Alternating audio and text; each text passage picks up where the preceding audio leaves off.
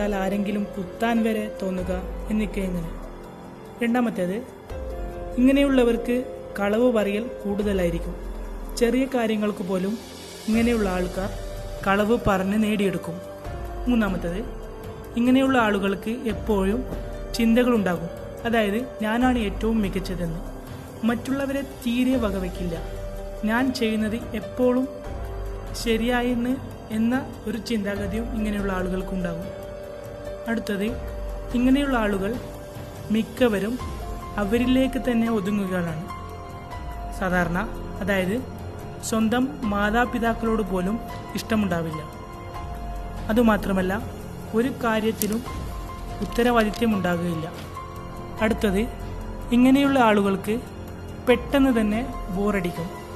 അവർക്ക് ഒന്നിലും അങ്ങനെ കുറേ സമയം കോൺസെൻട്രേറ്റ് ചെയ്യാൻ പറ്റില്ല.